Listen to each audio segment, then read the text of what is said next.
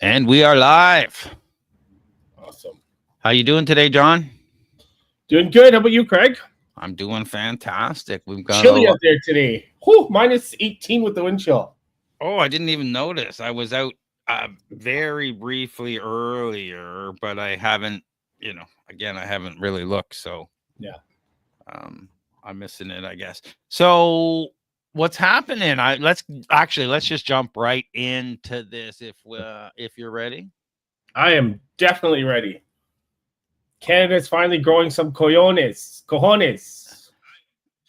Oh, look at that. We've got sorry if you have feedback there. I had live streams coming up here just to make sure we are live. No feedback. So your voice isolation worked well. Great. Welcome back to Silicon Scoop. If you thought Apple versus Epic Games feud was an epic showdown, wait until you hear about Canada's latest legal smackdown against Google. That's right, folks.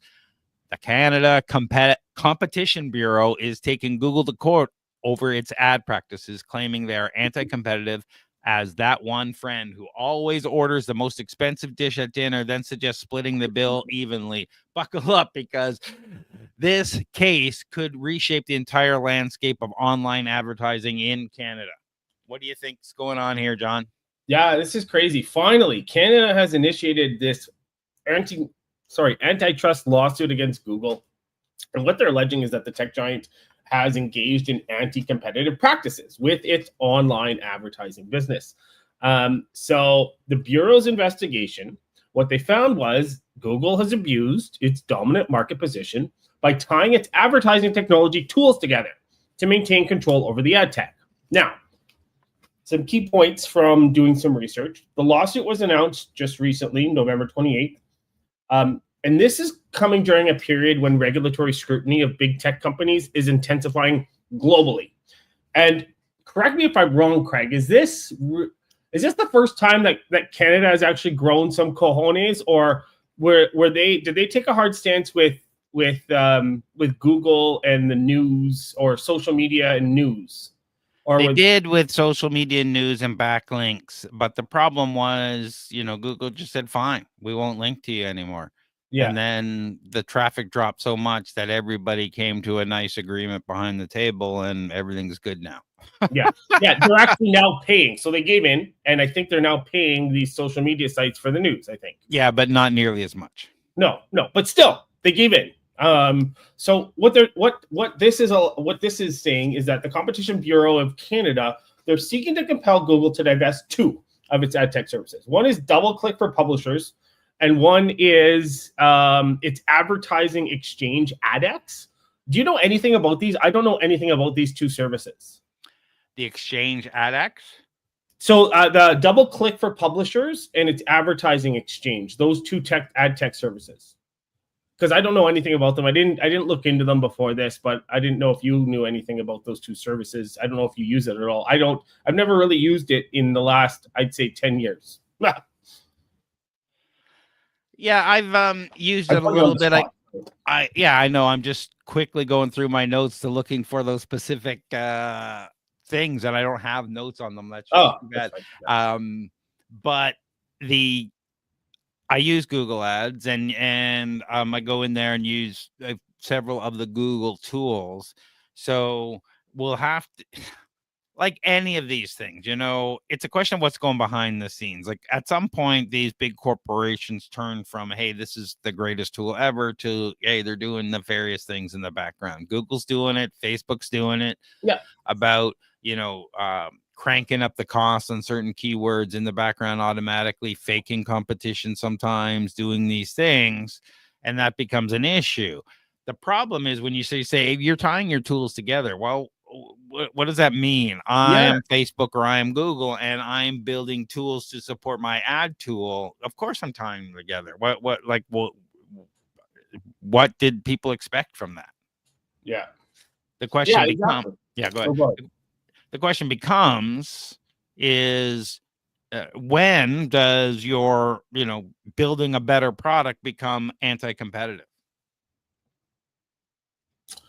True. I think it becomes anti-competitive when you undertake sly, secretive kind of strategies to artificially inflate things, to artificially like just let your tools run. That's fine if you combine them, but don't do things that are sly. Like that's I get that they're pushing the envelope. They're seeing how far they can push things, but like that's why we're in this boat. Like you're doing things that are not kosher. I don't know the other word for it. You know what I mean? And again, unproven though. The Competition Bureau is concerned that Google's stranglehold on the digital advertising is stifling competition and making it tough for Canadian businesses to thrive. So it's obviously a pay-to-play market. Social media and other things aren't given the clicks that they used to for a number of reasons. And if people want to drive traffic to their site, their advertising seems to be one of the only ways of options they're going with. So this isn't just a story about big tech and regulatory bodies. It's about every small business across the Great White North that relies on getting their messages out to potential customers. Yeah. Think of Google as a much dreaded giant holding down the make a sale button that every business wants to press. So now let's paint a clearer picture. Google controls a massive chunk of the digital ad market. Like if Google were a pizza, it would be the whole pie and not just, a satisfying piece. The rest of the business would be the crumbs falling off, except for maybe Facebook. The Competition Bureau's lawsuit could force Google to change its advertising practice. Imagine if they could share the pizza with everyone else, saying, all right, you have to offer up your advertising or the bidding or whatever to these other competitions. So all of a sudden, when you go into Google for ad, you see all these other services that could bid for your things as well. That would be very interesting. So if they end up losing this case, Canadian business may find it easier to market themselves through alternative channels. We could even see the rise of new local advertising platforms. It's like farmers market sprouting up next to a big corporate chain store. Yeah. So okay. Yeah, but yeah, so Google's responded to this, and it's actual BS. Sorry. So they claim that the competition in online advertising is intense, and that advertisers and publishers have numerous options available. And Dan Taylor, who's Google's vice president of global ads, he stated that the lawsuit overlooks the competitive landscape where various players vie for market share. So obviously, Google is going to contest this in court. But again, those are kind of like boilerplate kind of responses, right? Yeah, it seems typical response, right? There's plenty of things you can go elsewhere, you can do, but can you really? Yeah. And soon, I assume, because it looks like ChatGPT and other people are going to start putting advertising into their search products, which, great, here we go again. That becomes competition. Yeah. But we're just at the, the cusp of that. So the amount of people using that technology is probably less than 1%.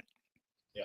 It's funny though, because like it seemed like for a while there, companies were trying to get away from having to show ads, from having to serve up ads, like especially the streaming services, right? And so yeah, you laugh because everyone is going back to advertising. So advertising's not going away anytime soon. And this is a relevant case that is going to impact future advertising technology and all that sort of stuff. So if it's successful, I think like you could see new opportunities for alternative ad tech solutions, and like it could just be a more competitive environment. But I can't speak to that enough to know what the environment actually looks like. This is one of those sectors that I've never really played in. I did years ago for a website that I had built, messing around with AdWords, but it was really straightforward, and I was using Google. But I can't really speak to how the landscape is now. This is 10 years later, right? So yeah, so there's more at stake here. The lawsuit triggers a broader discussion about data privacy and user consent.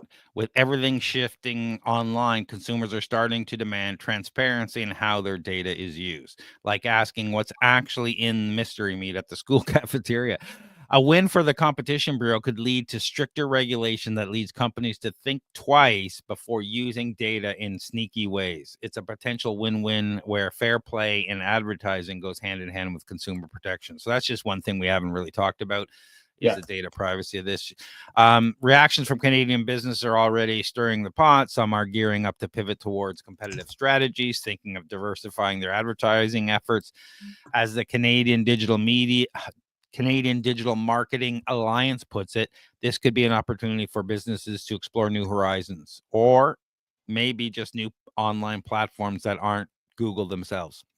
So looking ahead, Canada is following in the footsteps of other regions that have challenged the might of the tech giants. Europe has led, the charge, as you obviously point out, with their own stringent regulations, and the U.S. is following suit. Canada's actions could signal a major shift towards stricter digital regulations, making it clear no one is above the law, even multi-billion-dollar corporations. So as we watch how this drama unfolds in the courtroom, we invite all entrepreneurs, marketers, and Googlers out there to ask yourself, if Google's ad empire crumbles, how will you adapt your strategy to thrive in a potential new advertising landscape? Will you call on social media platforms or dive deep into SEO to find your audience using these alternatives like ChatGPT and other AI strategies? Share your thoughts with us. After all, in the world of tech, the only constant is change. All right, you ready to jump to this next one? Yeah. So what do you think about these tattoos that read your thoughts? Imagine a world where your thoughts could be displayed on your skin, like a mood ring, but with real brain power. Today, we're diving into a groundbreaking tech marvel that's as stylish as it is smart. Temporary tattoos that can read your brainwaves. Yes, you heard that right. We're talking about wearable tech that flirts with the boundaries of our private thoughts. And it's both fascinating and terrifying. So are we ready to wear our brains on our sleeves, John? Yeah. So this is cool. So I didn't know that there were electronic tattoos. Did you? I was aware of them, but I didn't know what they did. Okay. I've never, honestly, and I'm surprised that I haven't, with all the tech crap that I read about. So this is cool because they're going to use temporary e-tattoos to measure brain activity. And so hopefully they're aiming to simplify the EEG process, which is right now time-consuming and cumbersome. So it's really cool because the e-tattoos are created using a specifically formulated liquid ink that's printed directly on the scalp. And so it eliminates essentially the need for the traditional EEG setups with like these messy conductive gels and bulky wires and stuff like that, right? So it's really cool how the process works. So they designed the layout using a computer algorithm that generates a personalized design for electrode placement based on a 3D scan of the patient's scalp. Then a robotic arm uses a digitally controlled inkjet printer to apply the conductive ink precisely onto the scalp. Now, as far as durability goes, from what I read, the e-ink tattoos maintain stable connectivity for up to 24 hours, which is significantly longer than traditional electrodes, because they often lose effectiveness after about 6 hours. So this is really, really cool. The whole process apparently could be reduced from hours to as little as 20 minutes if, obviously, as further advancements come with this technology, and we're talking newer kind of technology, but this is cool. My only question is, do you have to shave your head for this? Every picture I have has seen definitely shaved parts of the head for this. So definitely partially. Yeah. So I guess that's my concern. I would rather it take hours than having to, I don't know, maybe others. I guess, what are the use cases for this? If people, I don't know, we can't get into that. What if people don't shave their head? What are the use cases? But we don't know that. This is new technology. but it's really cool because you can monitor things because I know there's sleep apnea, there's a bunch of different things that they can monitor with this. But it looks like, based on this picture, you don't have to shave your head forever. Not forever. You know what I mean? You shave it once and it puts the stuff on, and then you can hook up electrodes to those tattoos. Okay. But yeah, but the temporary tattoos only last for 24 hours.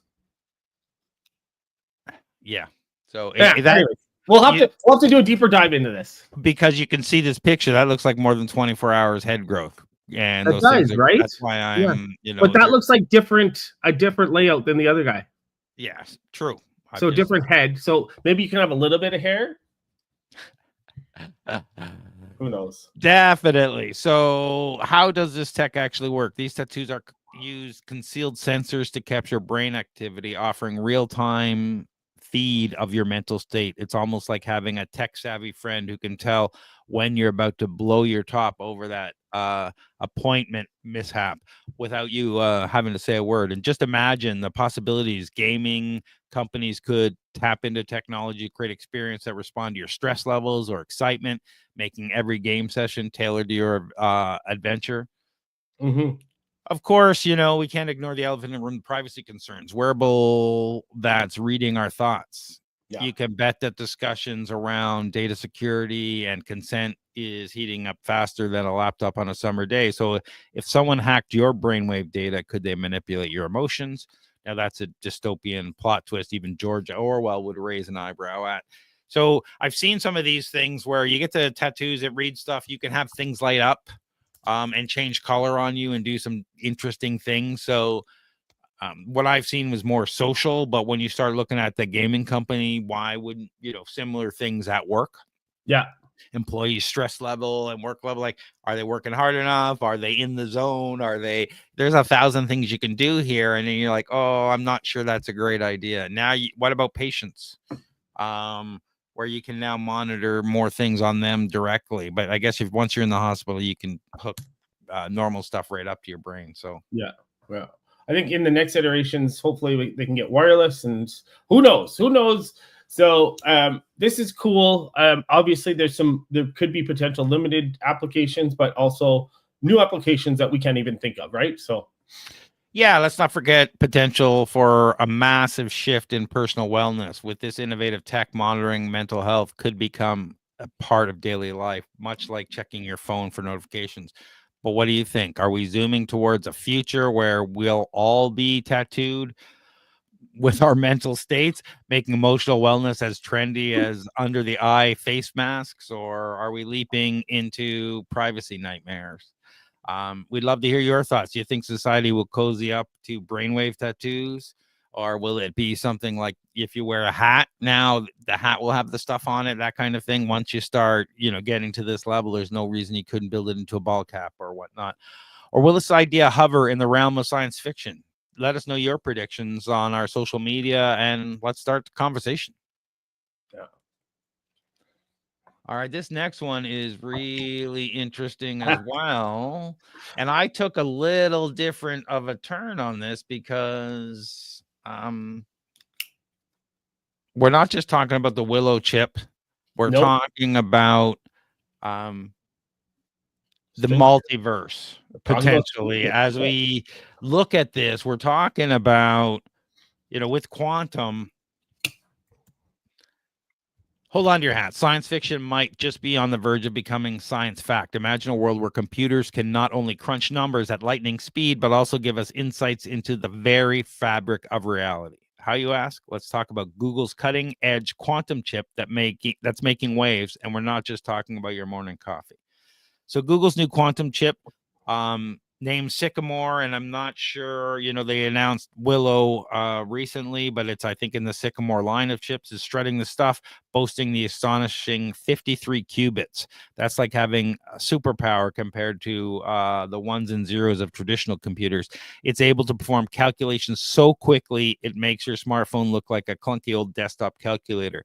In one milestone experiment, Sycamore solved a complex problem in about 200 seconds, something that would take today's fastest supercomputers 10,000 years. That's crazy, right? Yeah. Yeah. So this is cool. Did you hear Harmit Nevin speak? No. Have you heard him speak? This guy's phenomenal. He's super cool. He's the head of Google's quantum AI. And he's really cool. And to kind of dive into it, so you talked about the performance computations, right? Yep. So he suggested, and this is where it came from, he suggested that the chip's remarkable performance could imply that it borrows computational power from parallel universes. Yeah, this is where it gets truly mind-bending. This chip is more than just a techie's wet dream. It could actually help us probe into the realm of multiverses. That's right, multiple universes. The many worlds interpretation of quantum mechanics suggests that every possible outcome of a quantum event exists, but in separate universes. It's like choosing between pizza or tacos for dinner. In one universe, you have a cheesy slice, and in another, you might just be devouring the best taco ever. And you just sit back and say, we've seen Marvel and the multiverse, and we've kind of the Schrodinger's cat and all these things. And I've always said quantum is magic because, if you're tapping into the multiverses, or if you're changing the future by predicting it, then like the world changes. Yeah. So like, thanks to its unique architecture and advanced error correction, Sycamore, and that's the thing, the error correction, right? We've always talked about they can never tell whether when they get something right, whether it's actually getting it right or it's just an error. Yeah. Well, that's the thing with this one. They claim that Willow can exponentially reduce errors, making it more reliable than previous systems. So that's another breakthrough that is kind of lost in all of this, is the error correction accuracy. Yeah, Sycamore is paving the way for experiments that could provide evidence for these out there theories like the multiverses. Imagine researchers using quantum computing to run simulations that explore how these multiple realities could coexist. With this tech in hand, scientists could finally unravel some deeply held mysteries about the nature of science. Who knew quantum computing could have us flipping between realities faster than, say, Netflix binging? Yeah. My question is, because I know there's a lot of different players in this field, like IBM and Microsoft. They're making strides in quantum technology.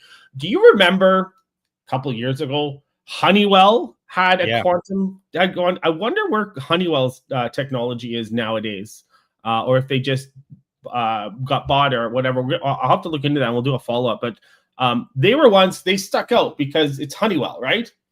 Yeah.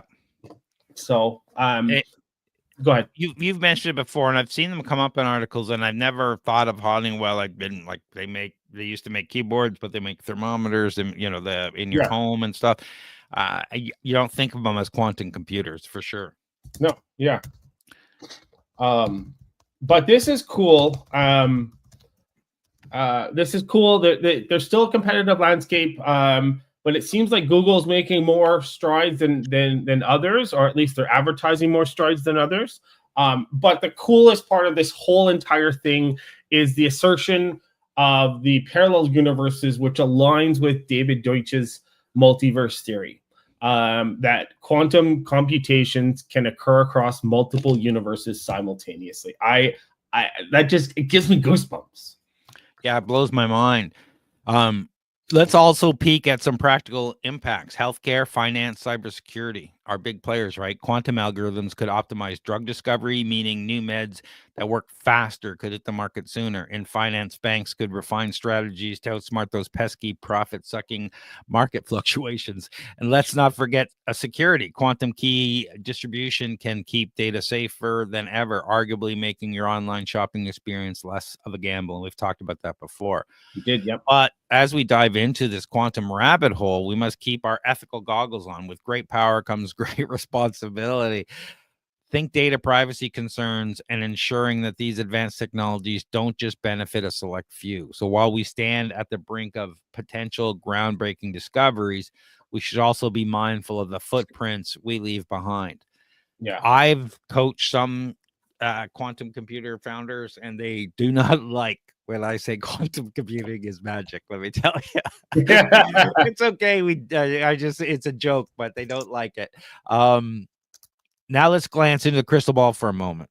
The intersection of quantum computing and the multiverse could lead us into insights that reshape not only technology, but how we view our place in the cosmos.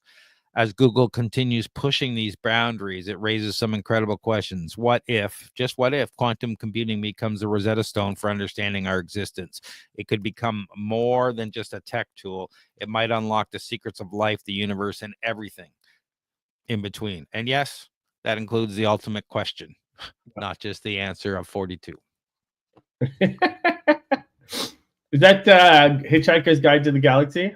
Absolutely. Yeah. What is? Yeah, I can't remember what the question is, but yeah. Well, that's the thing, you know. Yeah.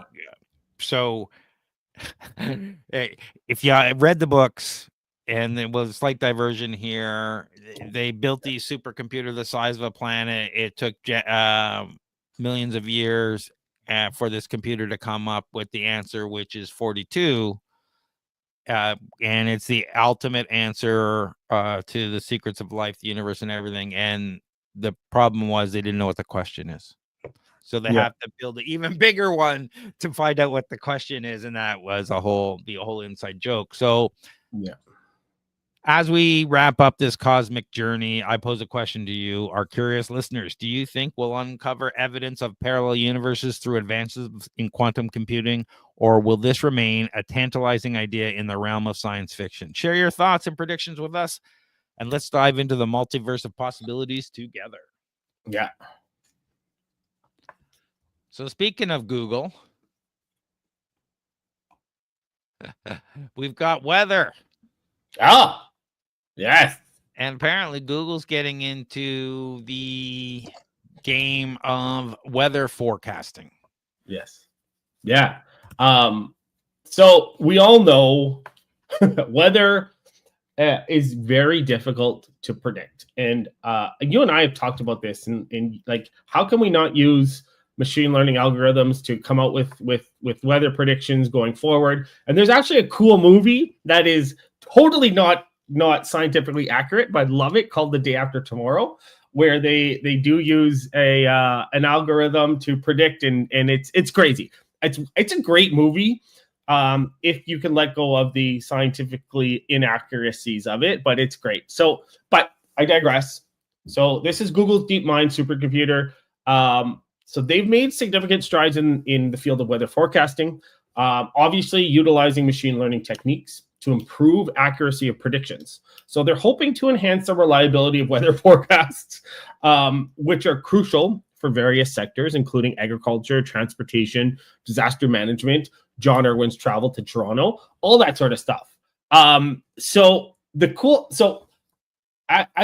we dive into this, something I learned recently about forecasts, which kind of blew my mind. So if you get a forecast for rain, and they say there's a 40% chance of rain, that means that it doesn't mean that there's a 40% chance that it's going to rain. It means that in the area that they're forecasting, 40% of that area, there's a 100% chance of rain. So it's crazy. But anyways, I digress.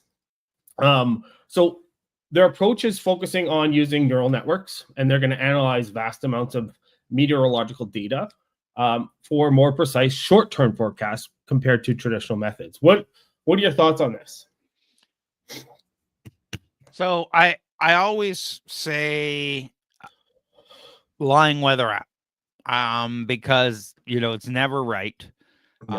It doesn't really matter which one you use. People argue about this and that, and I know pilots who use radar specific stuff, and they can watching the clouds by the minute. But I pull out my iPhone, and with the person beside me, same phone, same iOS, same app, sitting in the same spot, they'll get a different forecast than I will. Yeah. And, it says it'll be this, it'll say it'll be that, it'll say it. So which is it, right? Are you reading from a different weather station just because there's 3 or 4 in Burlington, or is this or is that? So I always joke around, if you can't tell me what the temperature is outside right now, how are you going to tell me what it is going to be in 10 years or 100 years from now? Like, seriously, I like, this is, you get this right so people will believe you about more other things. So when you get into this, it's been obviously a problem because you start talking to climate scientists, and they say, their biggest problem is clouds. Clouds are really, really big, and at the same time, really, really small. And their big problem is clouds. And it's funny to listen to them talk about it, just because. So they're trying to, the weather forecast has always been like trying to predict the next seasons of the hottest fashion trend. So, but here with DeepMind, the AI powerhouse known for beating humans at chess, now setting their sights on transforming, predicting the weather. So they're going to harness deep learning and data analytics to analyze a wealth of weather data. This means not just looking at past data, they're whipping up forecasts that could soon incorporate real-time updates and even adapt on the fly. So when sudden gust of wind blows your hat off, guess what? AI could have predicted that micro weather event. So is this really going to be more accurate? What's fascinating in the comparison between DeepMind's AI-driven models and traditional forecasting is, think of it like using your trusty old bicycle for a sleek, exchanging your trusty old bike for a sleek electronic scooter. Both get you from point A to point B, but one does it a whole lot faster and more efficiently. While traditional models tend to plot along with physical equations, DeepMind can evaluate patterns and make predictions at lightning speed, potentially outpacing conventional methods, especially in rapidly changing conditions. So case studies have shown DeepMind significantly improving rainfall forecasts in some regions. Imagine communities not knowing it might rain, but having a reliable system that tells them exactly when to grab their galoshes or fold up the picnic blanket. We're now getting to progress, and we've seen that rain starting in 5 minutes, but a lot of times it doesn't happen. It's just rain, all day, and the rain doesn't come. So is this going to improve the weather? They say, does it more efficiently? I don't know what that means, because AI and DeepMind uses so much CPU and energy. Is it actually more efficient, or is it just faster?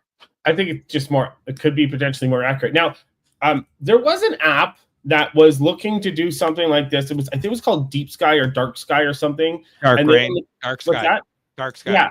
And they were looking to do like more localized kind of, I wonder what happened to them, because I think they were deploying little weather stations all over to try to become more accurate. I wonder, they went belly up. I don't know. I love the app. It wasn't, I had to, way back in the day, I had to side load it on my Apple devices because it was only available in the US, not in Canada. Yeah. But not on Android. You could download that APK and install it. So I haven't looked at it for years and years and years, because after a while, I don't need 10 weather apps. It's just it's enough's enough. And hopefully with this, that might change things. But is this actually going to be better? So what's next? The future weather forecasting could see personalized updates swooping in on your smartphone where you are, like because of your calendar, because of where you're going, because of your plan for the day. I'll get different alerts than you'll get, telling you, when to go for your jog, or when to reschedule your outdoor lunch plans, or maybe you should leave earlier for your meeting because of the weather. Real-time data being crunched constantly by AI, we expand more tailored forecasts that cater directly to our unique climates and needs. So is this something you think is going to change the game, or do you just think it's another thing we're just throwing compute at to see if we can get a few percentages better accuracy? I think we need something. As we leap into this brave new world of weather forecasting led by AI, one question looms large: how much trust will we How much trust will we place in a computer to tell us whether to grab our snow boots or pack our sunscreen? And are we ready to hand over the weather prediction reins over to algorithms, or do we need a human to touch and to keep us grounded? I don't think we do, because we've been using these apps forever. So I don't know if we would even notice AI giving us different stuff. But I'd love to hear your thoughts, share your prediction, and let's be honest, your gripes about the weather forecast in our comment section. Let us know. Are you ready to jump into this one? Yeah. All right. We keep talking about chips and chips getting smaller. Hold on to your silicon hats. Intel is diving deep into the realm of 2D chips and atomically thin transistors. Yes, you heard that right. We're talking about chips that are just a few atoms thick. It's like the tech world's version of a superhero origin story, where materials like graphene and transition metal dicalcogenides are stepping up to save the day and redefine what our computers can do. Maybe you can tackle that word later in this article. Let's geek out for a second. 2D chips aren't just about looking sleek. They're engineered to be powerhouses of efficiency. Think of them like a high-speed chase scene in a movie where the driver has a sleek sports car instead of a clunky old sedan. If you want to navigate the tech world faster with less energy, switch to 2D chips. With their remarkable ability to conduct electricity while minimizing power consumption, these chips are poised to strike a perfect balance of speed and sustainability. Do you think we're going to see a jump in performance with these 2D chips? Yeah, I think so, because based on what I've read, Intel had reported 100x improvement in chip-to-chip assembly speed. So that's assembly speed, but using the new integration methods, which is crucial for more complex and powerful chips. Power-wise, I don't know.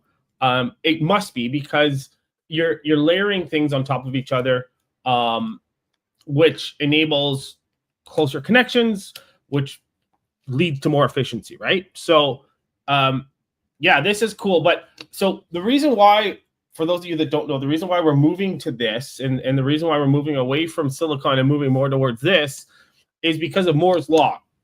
And Moore's Law, for those of you who don't, and by the way, did you know that Gordon Moore was a co-founder of Intel? Yeah. I must have known it, or I must have forgotten about it. But anyways, so I listen to John C. Dvorak all the time. If you don't know, like, he's always talking about the history of Intel. Okay. So he, like, essentially, computing power increases exponentially over time. The cost of computing decreases significantly. Devices become smaller and more efficient. We've been getting close, and very, very close to the limits of Moore's Law. And that's why Intel and other chip manufacturers are looking to transition to other ways to manufacture chips and other technologies and other substances like TMD. So this is cool. They highlighted a couple things in their presentation. The GAA, which is the gate all around, which is improvements to the GAA transistor scaling, which is essentially vital for maintaining performance, because as transistors shrink in size, sometimes the performance degrades. So these transistors, can better control current flow, and that reduces short channel effects that often plague smaller devices. So this is great. And you talked about the 2D materials, which is the TMDs. I'm not going to try to pronounce that word, because good on you for trying to pronounce it. Usually I'm good. Usually I can figure it out. But this one, no, I didn't take the time, though. But these materials have the potential to outperform silicon in terms of electrical properties and thermal management, which are key to measurement. So, yeah, really interesting, advanced technology. I'm not sure how long it's going to take, but they're already doing some test production things with it. But and I think they're focusing on domestic manufacturing capabilities as well. So that's cool too. But who knows, given Intel's history in the last 5-10 years, how these chips are going to perform, and what flaws are going to plague them. Yeah, they've had a lot of trouble. Recently, at the International Electron Devices meeting in 2024, Intel flaunted the latest breakthroughs, including a new transistor architecture that makes electron movement as swift as caffeinated squirrel. These advancements are game changers, especially for AI applications where every millisecond counts. Yeah. And there's more. Intel isn't just stopping at transistors. They're also revolutionizing chip packaging. Yeah, packaging. But it's crucial. Imagine trying to keep a hot pizza fresh without a good box. Intel's new packaging strategies are like the superhero boxes of the tech world, preventing heat from frying your beloved processors. By managing temperature efficiently, these packaging techniques ensure our devices can keep performing at peak levels. So the chips are really small, but they're packaged in these things that dissipate heat and do whatever to keep it operating at peak levels. Think of it ensuring your laptop doesn't overheat during your endless Zoom meeting. When can I get my hands on these future chips? Experts now we're in for a bit of a wait. Although some prototypes are zipping around in testing labs, it could take a few years for these tech marvels to hit consumer market. So while we might not be trading our trusty devices just yet, the journey towards smarter and more efficient computing is well underway. When do you think we're going to see these? I don't know. I think we're 10 years out. But so just to go back to the packaging solutions, there's a couple things that I found on it.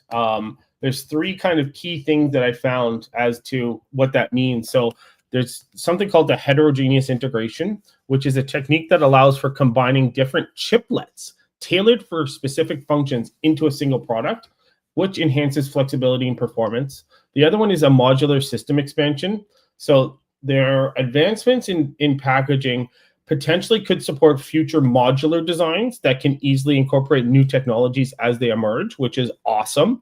And then the last one is memory integration into this. So by addressing capacity, bandwidth, and latency bottlenecks through advanced memory integration, they can enhance overall system performance, particularly for AI applications. So really cool. Yeah, I think there's a few things. There's some challenges that are going to remain: material development, integration with existing technologies, and cost considerations. Those are the three big things that they're going to need, and obviously a way to manufacture these at scale. But they're a ways away from that, I think. Yeah, I think they are a ways away from that, so we'll have to see. So this is where we open up the floor to you, dear listeners. What do you think the arrival of 2D chips means for the future of gadgets? Will we soon have devices that can process data faster than we can think, or are we aiming for more energy efficient Earth, one chip at a time? We want to hear your thoughts. Drop us a message or hit us up on social media, and let's keep the conversation going. So we've got this article here about fusion. I'm sorry, I laugh because Canada is so far behind and we're trying to play catch up. Like it's hilarious, but hopefully we overtake. But so Canada apparently has made some significant strides in nuclear fusion, not fission, which is currently out there. So apparently we're home to general fusion, which I've never heard of before. Have you heard of it, Craig? No, not before reading up on this. Yeah, so it's a company that's pioneering the development of a unique spherical tokamak design, which is the reactor that a lot of other companies and countries are using. So they're aiming to create and maintain the conditions necessary for nuclear fusion. But their major milestone is years behind others. They successfully compressed plasma within its reactor, which demonstrates its improved performance and stability. And yeah, so like they haven't even created a fusion reaction yet. Yeah, well, we are trying to get to limitless energy and the potential to save our planet. So I don't expect it's going to be fast. Love the concept of spherical tokamaks. They remind me of the Tony Stark's reactor. Yeah, the arc reactor. Yeah, that he created. Thank you. But when it comes to fusion, it turns out a sphere has an upper hand. These compact devices use sophisticated magnetic fields to confine the plasma, the hot supercharged gas where nuclear fusion occurs. The spherical design not only stabilizes plasma better than the traditional donut shape, but also packs a punch in efficiency. It's like upgrading from a chunky old flip phone to the latest smartphones, smaller, smarter, and more powerful. Now, we talked last week or a couple of weeks ago on 3D printing your own or do-it-yourself fusion reactors, and I'm trying to remember the part, but it was the donut part we're talking about. Yeah. So I'm curious to see where this will line up in all of those, and is this truly a game changer? If we're talking about numbers in a world where space is at a premium, spherical tokamaks require significantly less room and resources compared to their larger predecessors. Researchers are optimistic that this could lead to commercially viable fusion power within the next decade. Yes, folks, that means potentially limitless clean energy as a sustainable as solar power farm on a sunny day in 10 years. Yeah. So this is great because I don't think we've covered Canadian fusion developments before, have we? No, I don't think so. So yeah, so the couple things to note that I did some additional research. So they've got some strategic planning in place. The CNL unveiled a roadmap for fusion energy for Canada, so that's cool. Although they are behind, they've got some private sector, which is General Fusion. There's also some international collaboration that Canada is doing with other countries. For instance, UK and Canada have agreed on a joint research program to tackle the challenge of producing and processing tritium, which is a crucial fuel for fusion reactors. We also have apparently a strong foundation in nuclear technology with about 15% of our electricity coming from nuclear power. And apparently the Canadian government has shown support for nuclear technology. In the 2024 budget, they reinforced the government support for the nuclear sector, recognizing it as a key tool. But I think there's more funding that needs to be allocated to this because it's going to cost billions to develop this, right? Yeah, we had talked a couple of weeks ago about Canada becoming a nuclear superpower with their upgraded nuclear reactors, but we weren't talking about fusion at that time. We're gearing up. Interestingly, there's a flurry of local startups making waves and substantial investment in fusion technology. It's clear that we're not just sitting on the sidelines. I don't know if we're going to be able to catch up, though. Who knew that Canada could be a breeding ground for energy solution of tomorrow?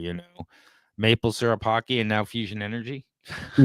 Yeah. So, let's not get ahead of ourselves. There's lots of challenges here. And like you said, we're behind. So it'll be interesting to see if we can leapfrog with some of these things. Plasma instability, materials that can withstand the extreme conditions, and the holy grail of funding to keep research on track. Solving these puzzles is crucial to unlocking the potential of fusion energy. Looking into the crystal ball, the future energy production might just be a world where our homes are powered by fusion reactors smaller than our garages. These spherical tokamaks could help solve the energy crisis, offering not just power, but cleaner, greener way to fuel our lives with virtually no waste and a nearly limitless fuel supply. Fusion energy isn't just a dream, it's becoming a tangible reality. Yeah. So what do you think? Are spherical tokamaks the key to sustainable energy future, or is it just another scientific pipe dream? Share your thoughts and predictions with us. Is Canada the next leader in fusion energy, or are we going to go the way of the Avro Arrow? Let's keep the conversation going. So do you want to talk about this Google Gemini? We can quickly, just because it's really cool. The reason being is because I saw a video of it showing it. So just to give you guys some background, Google unveiled their Gemini 2.0, which apparently is a significant advancement in AI technology. And it focuses on agentic AI, which is AI agents. Now, I saw a TikTok video, which I think I sent you, of a guy. And the reason why is because it seems like this is the Rabbit R1. in an AI form, because the guy he's like, how many fingers am I holding up? And it responded 2 on your right hand. And then he held up notes and said, can you summarize this? And it did it. So yeah, you've got the Rabbit R1 now.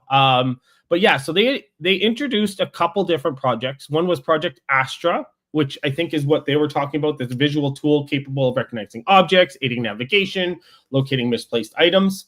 The other one is Project Mariner, which is a Chrome extension that can operate your browser autonomously. Scary. Third one is Jules, which is an agent aimed at assisting developers in identifying and correcting poor code. Surprise, surprise. And then there's a gaming agent that can analyze your screen to improve video gaming experience, which is kind of cool. I haven't done a deep dive into this. I have not played with Gemini at all. But I don't know. Have you played with Gemini 1.0 at all, or 1.5? Yeah, I played with it a bit, but I haven't used any of these new features. Yeah, I played with it to give me results on different things. I haven't really compared the outputs. Yeah. From again, I'm usually creating content when I'm working on stuff. Help me, with creating my documents, formatting everything, getting what did I forget? Yeah. That kind of stuff. It's interesting. I'm throwing the video for the Gemini 2.0 for games on here. I'm not really sure 100% what it's doing other than helps users complete web. So I guess it does it. I'm planning an attack, but first I need to train an army. So maybe you could recommend troop compositions for the army. Oh, okay. So it's reading your screen and it's getting stuff back. So that's interesting. Yeah. Cool. Not quite. Yeah. It's interesting. I really going to look at this. This came out yesterday, right? The new stuff. Yeah. And, agents are the future. Everything's agentic now. We've seen swarmed by OpenAI's agents. We've seen other people's agents. It's nice that they're coming out with Mariner, which is to control your browser. Yeah. But that's no different than computer use by Claude or Skyburn, or OpenAI's got a version of that, I think, coming out soon too, where they're controlling your stuff. And it's interesting, how much you want to let this happen, how better they get.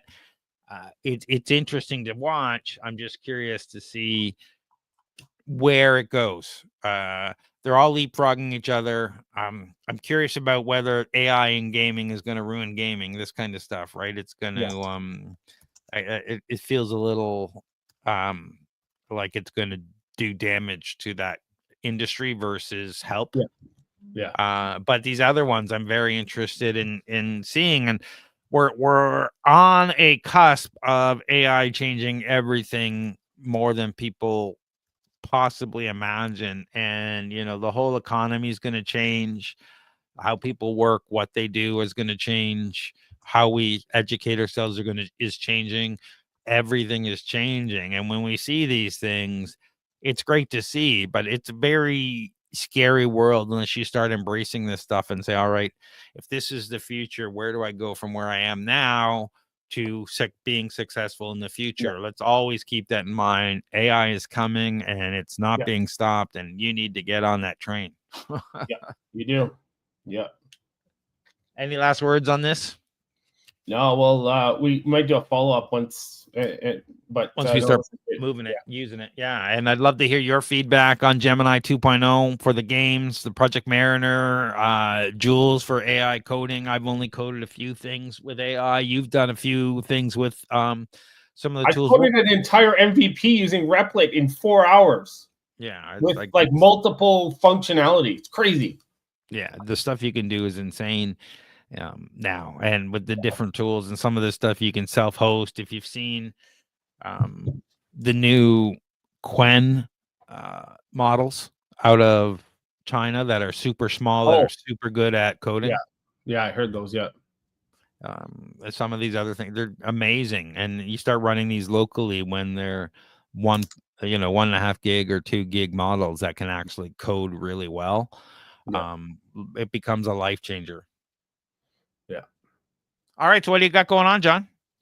Oh, I've got a few things working to do some webinars and lunch and learns at a bunch of different places in the new year. So looking forward to that. How about you, Craig?